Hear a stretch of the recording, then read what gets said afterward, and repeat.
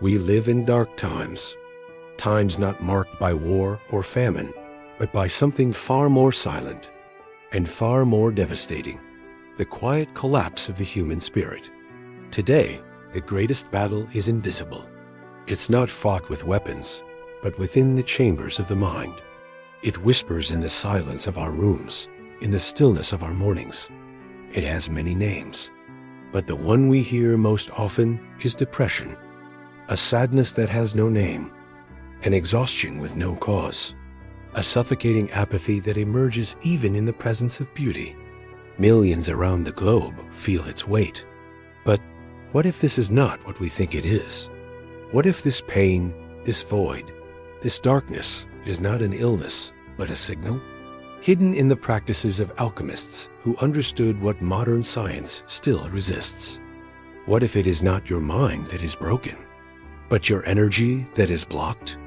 In this documentary, we will uncover ancient truths that have been buried beneath centuries of materialism. Truths whispered by Taoist monks in mountain temples, encoded in the writings of Hermetic sages. Emotion is energy, energy in motion, and when that energy is trapped, what we call depression is born. Prepare yourself, because what follows is not entertainment, it's initiation. Aligned, whole, imagine your vital energy as a river, a silent current flowing through every fiber of your being. It nourishes your body, animates your spirit, fuels your mind.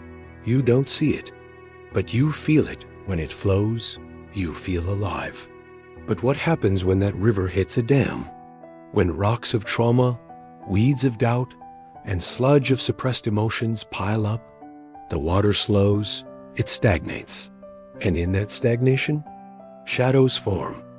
Depression isn't the darkness, it's the absence of flow, a spiritual drought. The Taoists knew this. So did the yogis, the mystics, the ancient healers. They saw the body not as a machine, but as a vessel, a temple of circulating light. And when the energy no longer flows, suffering arises. Modern medicine treats the symptoms. It numbs, suppresses, labels. But what if the pain is the teacher? You cried without shame. You danced without rhythm. What if your sadness is not a malfunction, but a message? You have not lost your energy. It is not gone. It is trapped. At birth, you were pure. Your energy flowed like spring water, untainted, unstoppable. You laughed without reason. You were free. But then, the world happened. You were taught to be small, taught to fear, taught to suppress your truth to be loved. Every trauma, every judgment, every rejection, you absorbed them like wounds in your energetic skin. The media fed you fear. Schools taught you to compare.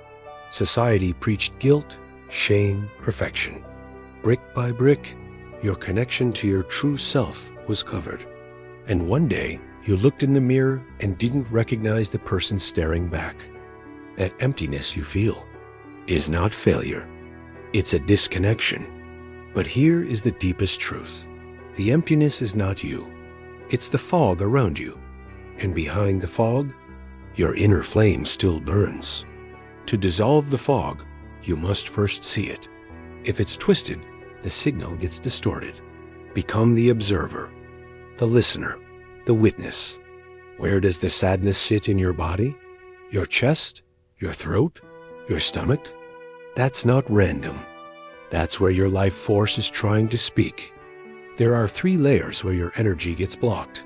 Physical, tension, bad posture, shallow breathing. Your body is the antenna. Mental, obsessive thoughts, limiting beliefs, self-hate disguised as realism.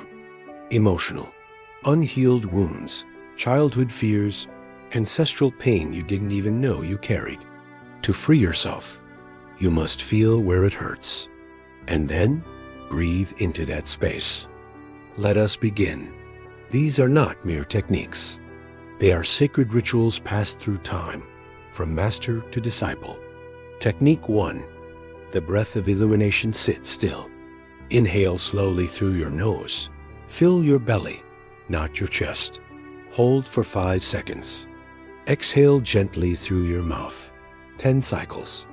With each inhale, visualize your body filling with light. With each exhale, release the gray mist of pain. Technique 2, the microcosmic orbit. Close your eyes.